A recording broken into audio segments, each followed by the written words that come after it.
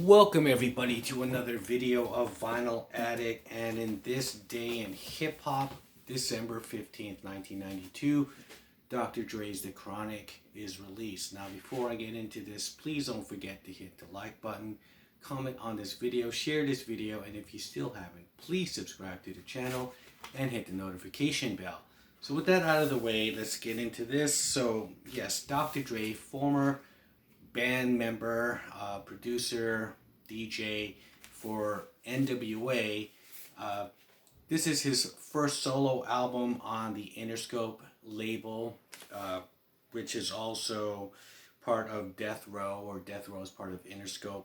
And executive producer Suge Knight. Okay, so this has the first time we get to, well, not really the first time we hear Snoop Dogg. He was also on a song with Dr. Dre for Deep Cover, that film, but this is the first time he would be on an entire album, and the lead-in single was With Dre Day, and that had the Parliament Funkadelic samples and Let Me Ride, and of course Nothing But a G Thing, which was the one that really propelled this album to the top and got gangster rap into the mainstream. You know, there has been incarnations of course, gangster rap or early, types of artists like Ice-T that was doing it way before NWA.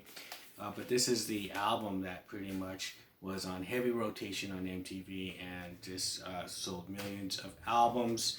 And yes, let's see what we have here in the book of Chuck D's This Day in Rap and Hip Hop History.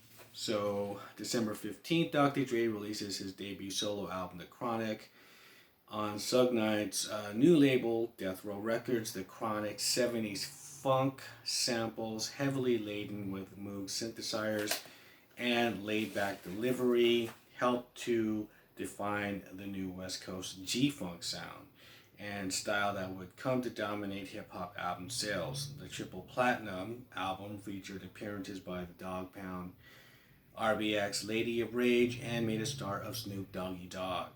Now his hit singles on the multi-platinum album included the Grammy Award-winning Let Me Ride, Dre Day, and the classic Nothing But a G Thing. Considered one of the most influential hip-hop albums ever, The Chronic reached number 3 on the Billboard 200 and topped the R&B chart.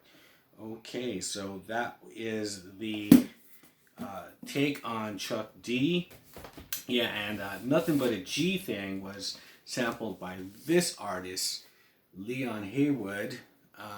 The song was I Want to Do Something Freaky to You, and pretty much that song, Nothing But a G Thing, is just played to this music there, and then he just kind of pumped it up a little, but yes, it's a great album. He would pretty much do a sequel to this at the end of the 90s, 1999, with The Chronic 2000, and that would showcase these kind of up and coming guys where he would discover throughout the mid 90s, like Eminem, Exhibit, so that was the sequel is just as good. Okay, so that is my video for this day in hip hop. What are your thoughts on Dr. Dre's The Chronic? He was inducted into the Rock and Roll Hall of Fame.